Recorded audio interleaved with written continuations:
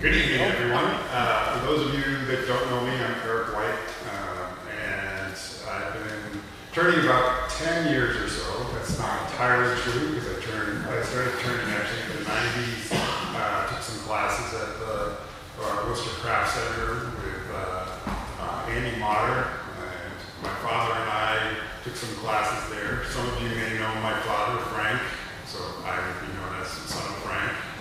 Others of you probably know me as son of something else, but I say that all the time. I have to admit, when we were talking about the safety part earlier, that Andy basically said after 2 years of turning, maybe you should think about doing something else. And that was probably the safest thing I could have done. I actually stopped turning and then got back into it about 10 years ago after all the kids left. They took all the money, finally moved out, and I was able to get back into woodturning. I've been a part of the group now for probably about 9 or 10 years. I've moved up to New Hampshire, so I don't get down here as much as I'd like. I do have a studio in Lowell. Some of you have been to it, and if you're interested in coming, we have open studios on the first Saturday of every month. So that is the day after tomorrow. Actually, this month we have it on both Saturday and Sunday. It's a great place. Western Ave Studios, there's about 350 artists there, woodworkers, glass blowers, potters, painters, and also, most importantly, a brewery. So, if you want to drink. So tonight I'm going to focus on turning miniatures and specifically miniature hollow forms. I love turning these. These are, if you have lots of extra scraps from your larger turning pieces, this is a great way of using some of the wood that's excellent. Oftentimes what I do is I'll just keep scraps next to my bandsaw, and I'll just cut them up into different lengths, throw them in a bag, and when it's time to do demos, these are actually a really good thing that people enjoy seeing, and it's relatively safe. If something comes flying off, it doesn't hurt as much when you've got when you're going into a bowl, a large bowl, you get chips flying everywhere, and people come to the door, and I'm not going in there. So it's a good activity to do. I've got a few examples of some of the miniatures, some about this size. This one is cherry burl. This is pecan, another cherry, different sizes, different shapes. I'll pass a few of these around.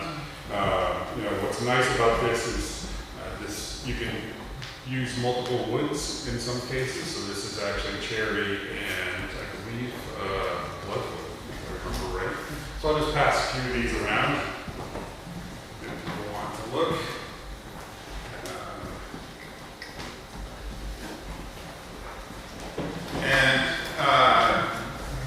The tools that I'm going to be using, most of them are pretty standard, but I want to focus on a couple of ones that are a little different also.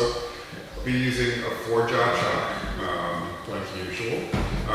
For the outside, much like you can, when you're turning most hollow forms, larger size, you usually use a bowl gouge.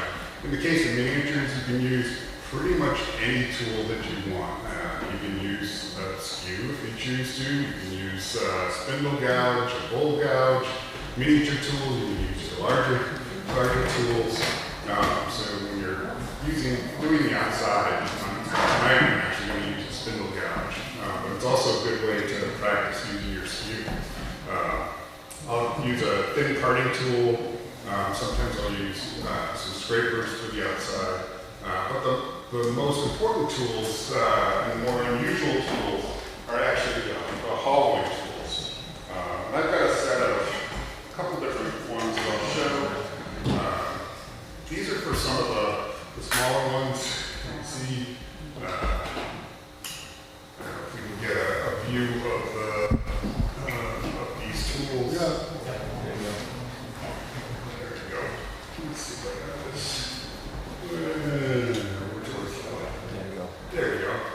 So you can see it's got a nice hook here. It's relatively small. It actually fits well in pieces that are about this size. That I'll use for hollowing, something like this.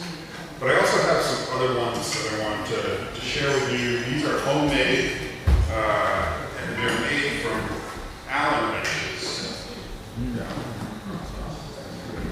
So we've got 4 of these, and this is really handy for the smaller hollowing that I'm going to be doing.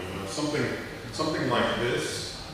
It fits in really well, gets inside there, whereas some of the larger tools will not fit there. You're really you can use a standard, if you take a regular Allen wrench, like this, and what I'll do is cut it down almost in half on the top side. And then you can use a hacksaw or you can use a grinder to cut that off. And then I'll sharpen the edge right on the grind wheel. It gives a good profile. And from there, put a handle on that. In this case, I'm using a square hand. I found this is really useful. This was something that was that my father showed me, and it's also something that Beth Ireland taught him. Some of you may know that. Because the tool is relatively small, you want it to fit in one hand. If you've got a round tool, this is, I'm trying to hold this, the potential for a catch is it's going to spin in your hand. Whereas with the square handle, you've got a better grip there. You can hold it. The other thing that helps is it tells me where the edge is. So once I'm inside, it gives me a good sense of where that edge is and less likely to slip. So this is one of the larger ones. This is really one of the smallest ones that I'll use, and it can get into a tight, small area.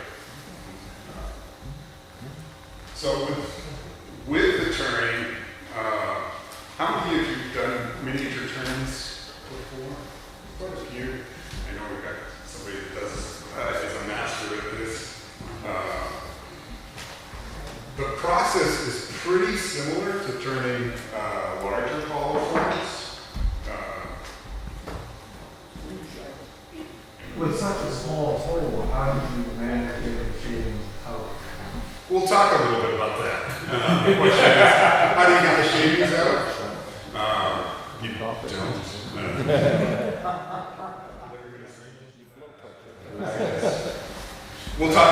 I will get into that a little bit, but just to give you a sense of the process for hollowing. One of the first things, so this is the outer edge of the hollow form. First thing we're going to do, number one, is cut a straight hole inside that hollow form. There's a couple of different ways you can do that.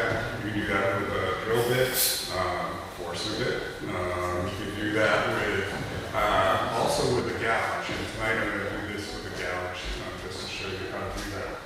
Once that's done, you're going to be taking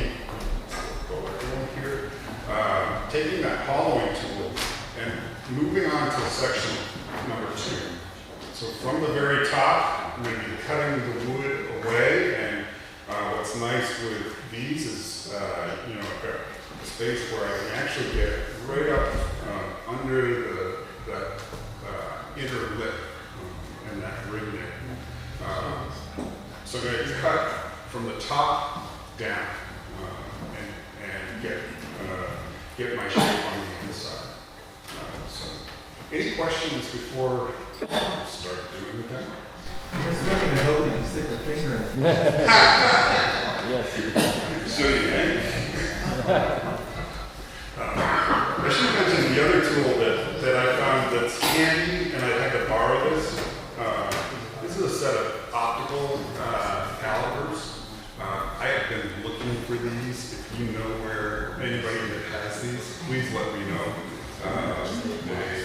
They are really great at getting in and telling the things on miniature pieces.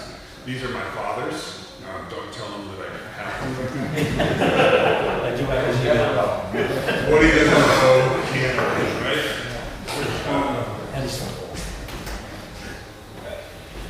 But that's actually really handy. Hi, Frank, if you're looking for your eyes. He's old, he can't hear you. Right? I told you said that too.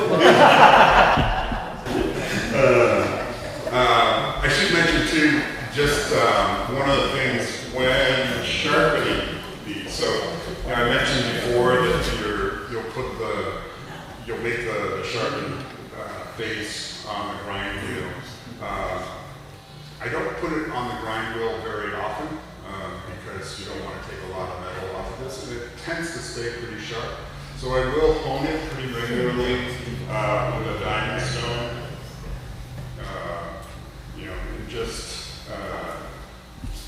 almost every time that I'm using it, I will just place it on, get a few rubs on there, and I sharpen this earlier. Once in a great while, I'll put it on the wheel, but it usually doesn't take too much to keep this pretty sharp.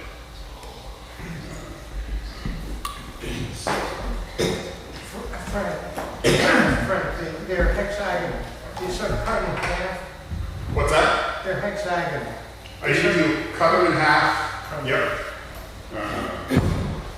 And then, you want to do that also because with that length, if you're putting them in there, you risk that piece catching more. You also risk breaking. Half across the hexagon. Yep. So I'm just going to take a small piece of maple for this one.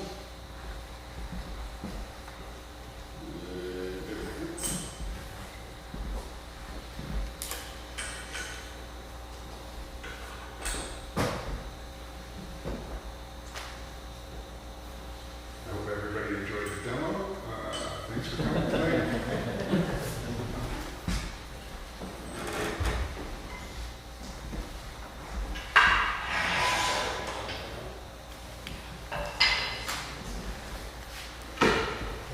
Safety first. We'll turn the light on. Yep.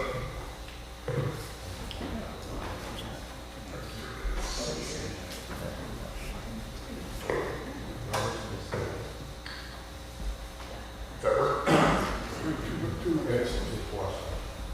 So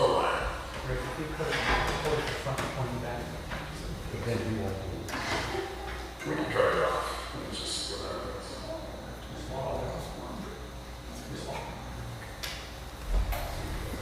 That's good. Is that good? So from a safety standpoint, again, I do have safety glasses. Oftentimes I will not wear my face mask when I'm turning the natures, just because it's tough to see at times when you're doing this, but let's give this a shot. I didn't say that out loud. So.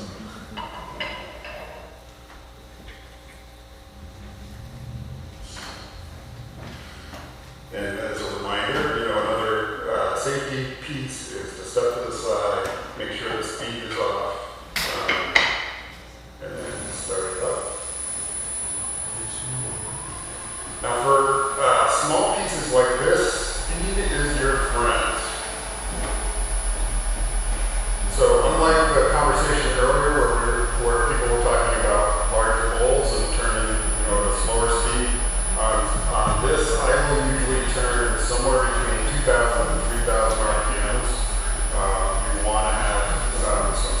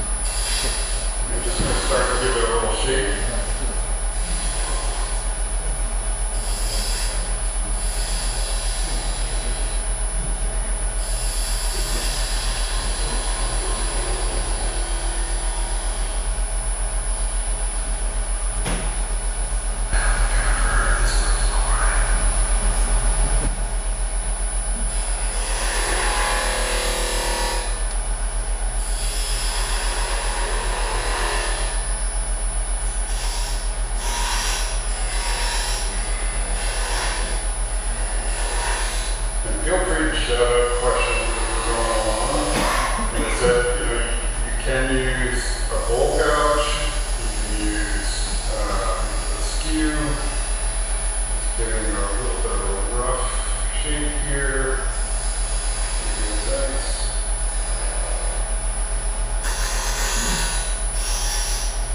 And I'm not going to take it all the way down at this point because I do want a little thickness at the bottom that's going to keep it from breaking off when I start hollowing. And oftentimes in these I will do the finish after the finishing cuts after I've done the hollowing.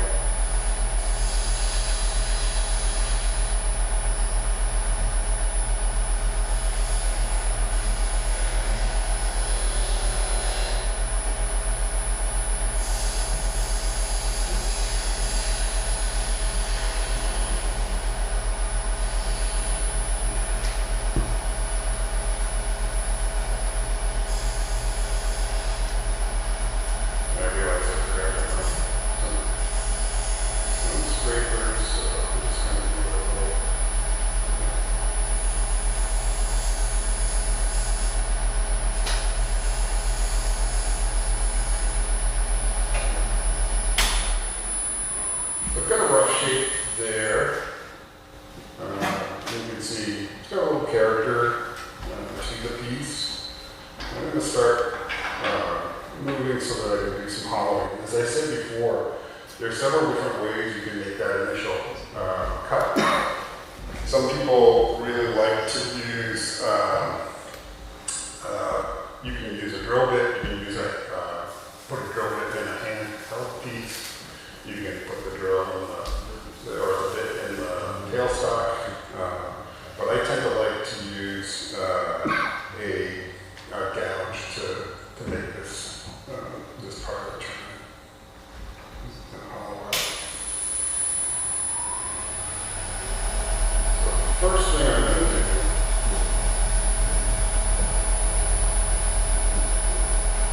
actually make a little dimple here.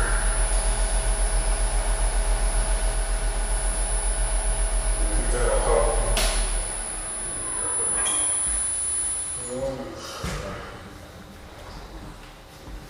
This has a really thin, it's really nice for drilling on miniatures. It's got a very thin,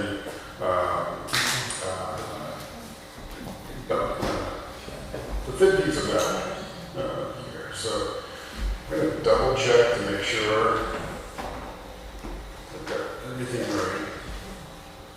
And I want to be a little above and aiming down just slightly. And I'm going to be coming in from the opposite side on this. And I'm just going to use this essentially as a drill bit. I did a demo a couple months ago on boxes, and it was the same approach. And as I said, there's several ways you can do this. You want a good firm grip. And really just pressing it in, and a little bit, pulling out, and hopefully taking some of the shape. It does get hot.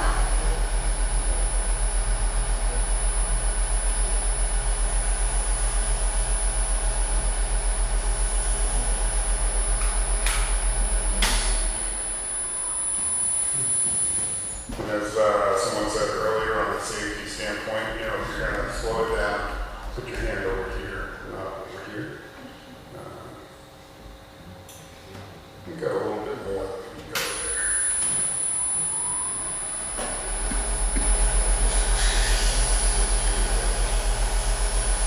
And really just pressing it in with a good sharp end.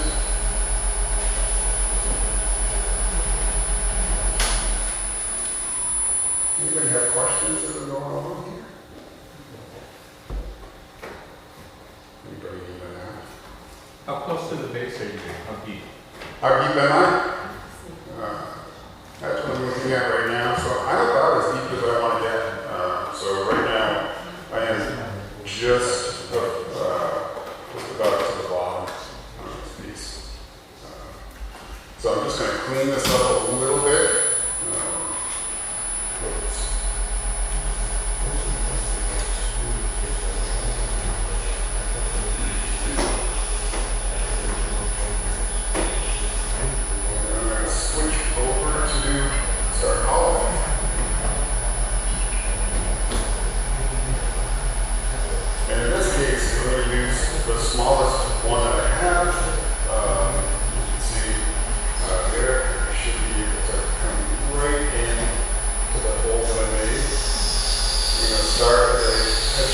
before on the paper, start at the top, and really try to hollow that out.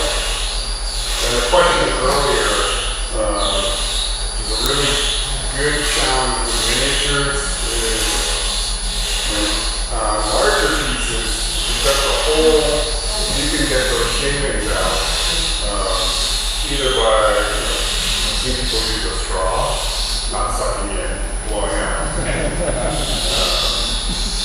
You can use vacuum, you can use your air hose, you have that. With miniatures, it's a little bit trickier because the hole is so small. I'll often use the vacuum on it, but sometimes you just have to take it off the way, sort of shake it out.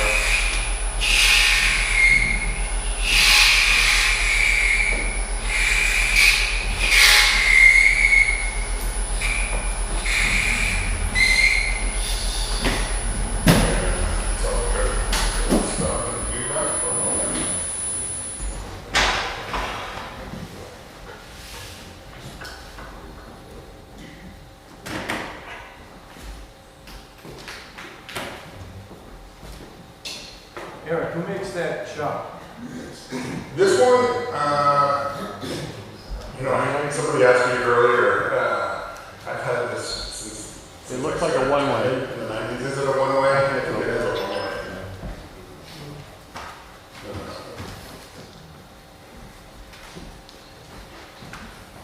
It's an old one. So that's often how get some of the shavings out. Well, in this case, it's using more sawdust than shavings.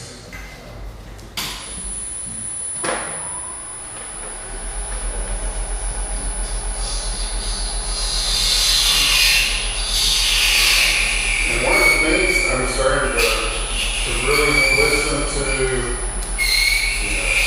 what the sound is there. It's starting to tell me I'm getting a little bit thinner.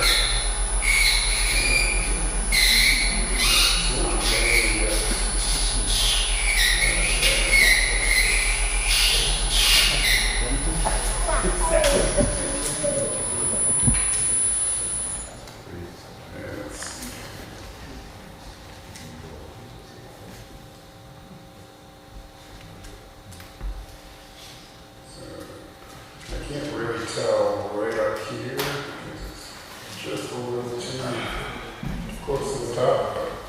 I've got a little bit more that I can take off there.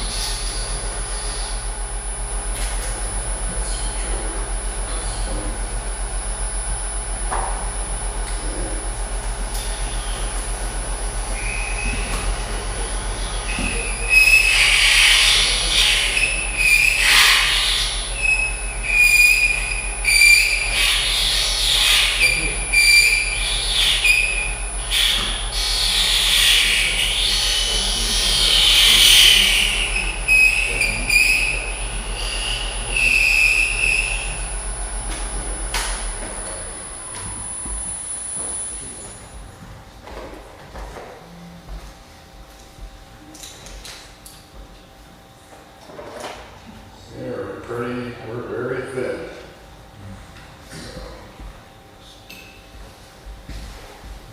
I'll just do a little bit of cleaning up on the outside.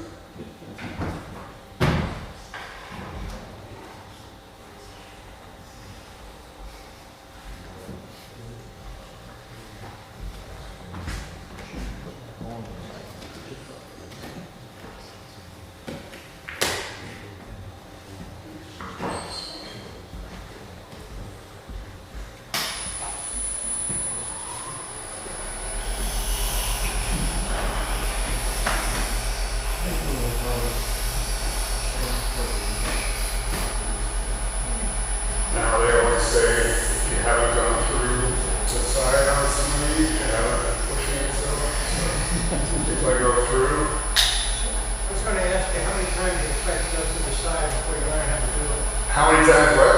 How many times do you expect to go through the side before you learn how to do it? I've only done that once.